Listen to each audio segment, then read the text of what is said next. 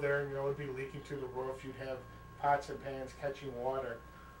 And we were always trying to get a bass player. We'd get all these people come in, you know, some of them good but flakes, some of them nice guys and couldn't play it all. And you're trying to get a bass player.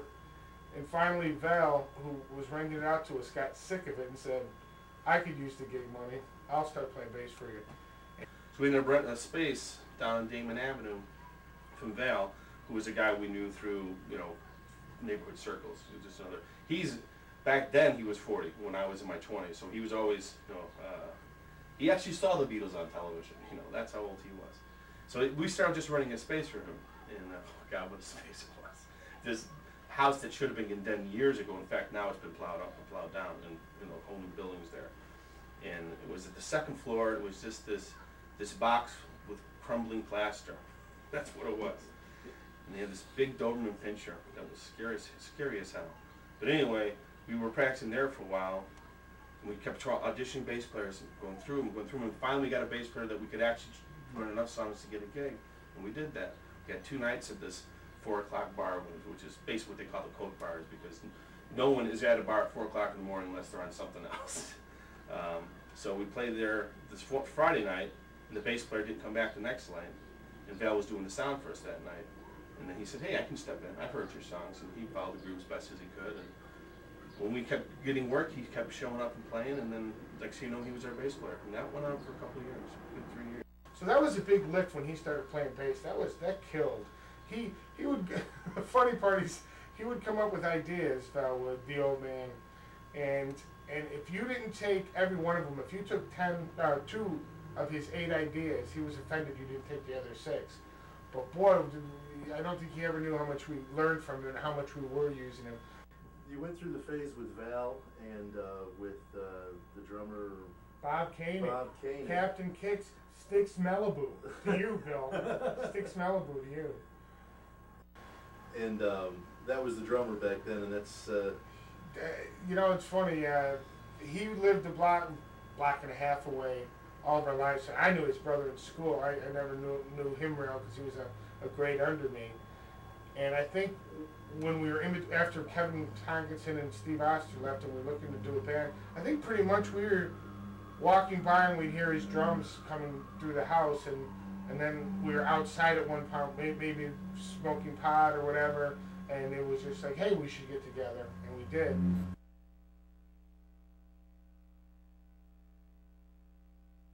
We changed the name from R&R Crossing to Cross Country. That happened, you know, again, organically. You know, I guess you can't force these things. I've always said you can't plan a game of running bases, and I think it applies to this. And it started with, you know, she's was my sister's best friend all of her life. So she lived down the block. I knew her my whole life. I was a friend of her brother's for a long time. She asked if a mutual friend of my sister and hers were getting married, and they asked her to sing at the wedding at the church. And she came to me and said, would you like to do this with me? Because she thought, you know, she'd always liked my voice, and I could play the guitar, which is more mobile than a piano. So we did these 2 songs, and that's where it kind of started. It was John Lennon's Girl Along With Me, and Bob Dylan, I Remember You. I'll remember you. I forgot to know you. You to me were true. You to me were the best. When there is no more, you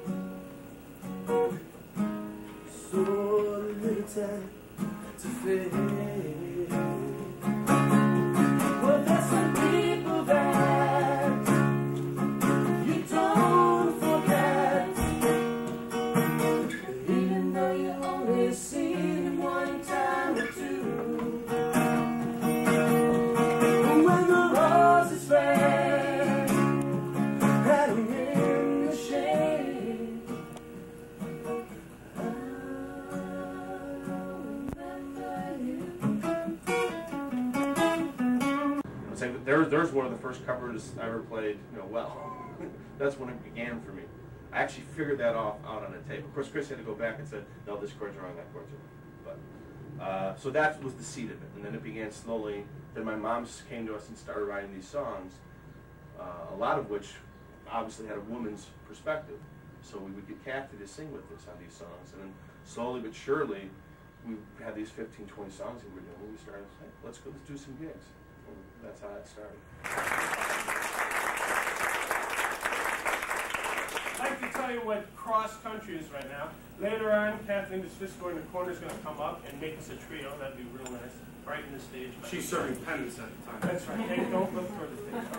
Okay. I'd like to tell you what we are, though. Barbara Smith wrote majority of the lyrics. Excuse me. First, she gave birth to us. That was a big deal.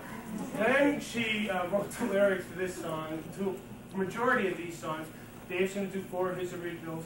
I'm going to do 3 of mine. But she mostly wrote the lyrics. Then one of us would put music to that lyric, and then the other one would take the tape of it and put a harmony to it and help arrange it. So it's a team effort. And, In my case, I made his songs better.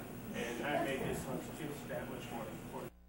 So, we don't have a rock band anymore, and actually the last night we played with the rock band, and I'll tell you, I won't tell you how that broke up. Well, Bob didn't stop showing up eventually at gigs because he was having his issues with alcohol and such. And so we made the decision, we were jamming with Val with another drummer just for a little bit. And then the very last night, we played in between sets with her, a little set we had practiced. And then from there on, it was us 3, me, Kathy, DeSvisco, and Dave. And we played a lot, and we got a lot of recognition, and I will tell the funniest story. We finally got representation because she knew someone, and we went for a meeting. We charmed the pants out of these 2 people. The main guy, I forget his name now. And we made a press kit all up to his specifics, and pictures, everything.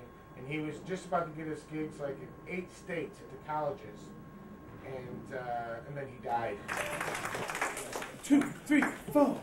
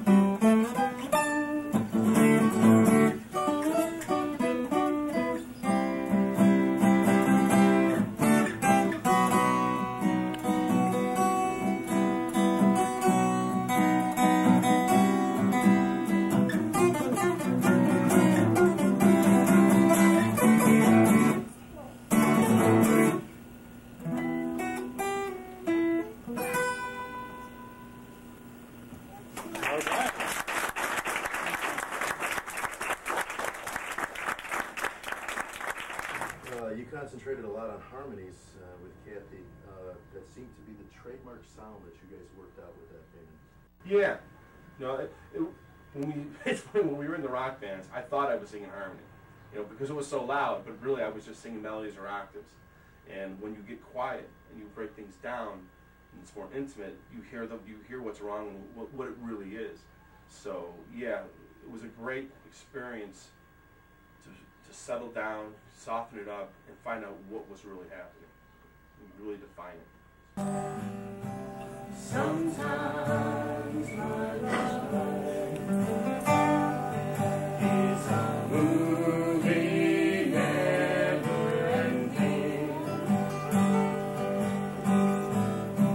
Sometimes my life is a single frame upon your wall. Sometimes my thoughts are words forever sending. Sometimes two words I do, spoken true, can't say it all. Sometimes my heart is lost in all confusion. Right now my heart is found by you in this sacred place. Love only me and all the world, and all we see it to be. Love only me. Love only me. Love only me. And all the families, the scarlet eyelid, love only me.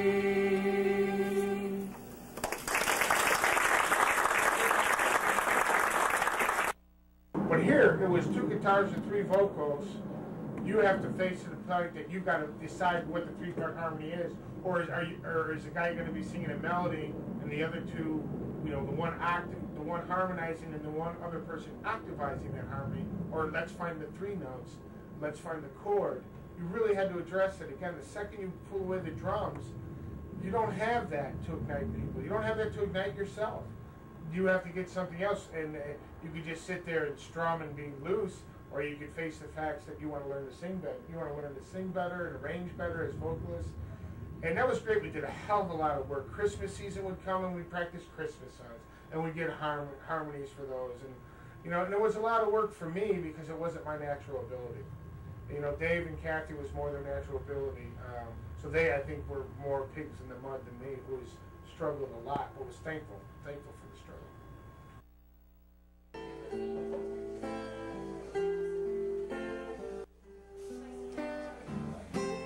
All those leaves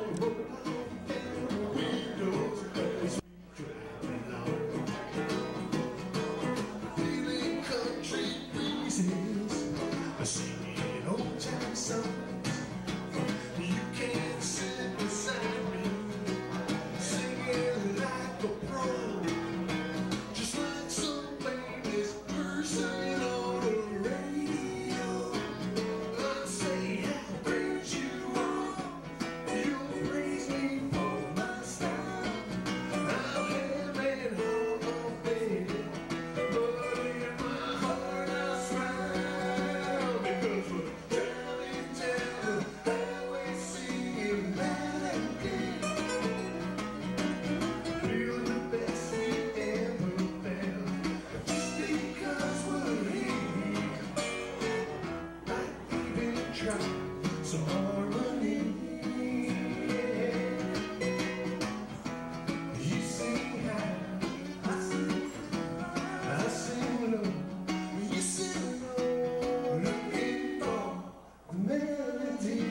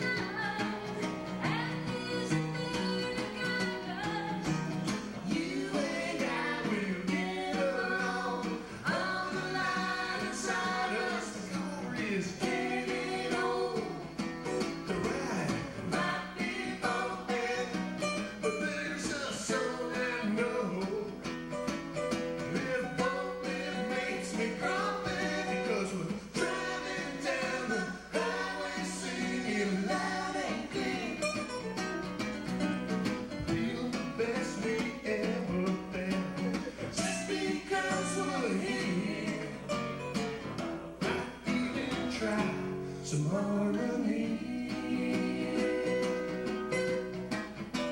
She'll sing high, I'll sing high, I'll sing low, I'll sing low, looking for the melody, the melody, traveling.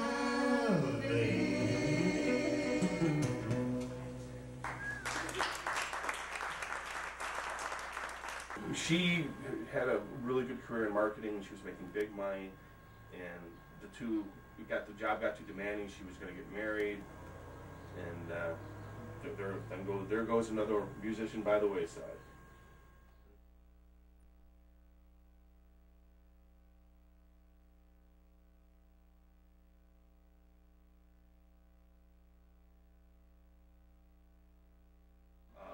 Let's go to Nashville. Because I don't want to go. Well, someone said there's only two places to go if you want to write songs: Nashville and New York. Well, hell, I don't want to go to New York. You know, I'm not that bold. So we went to Nashville. I was sending tapes out to Nashville before I moved there. You know, go to the library, get all the publishers' names, send out tapes, get rejection letters. And I said, Dave, if by next year at this time we haven't gotten anything, let's go down there. And he was like, yeah, let's do that. It smells just like it used to. Dinosaurs could die again. Oh, that day's ticking every minute. Yesterday you were my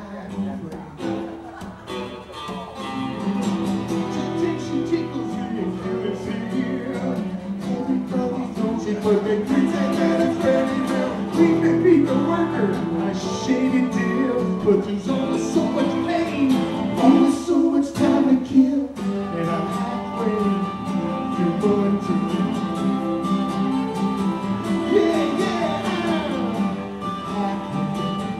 to going to and I ain't got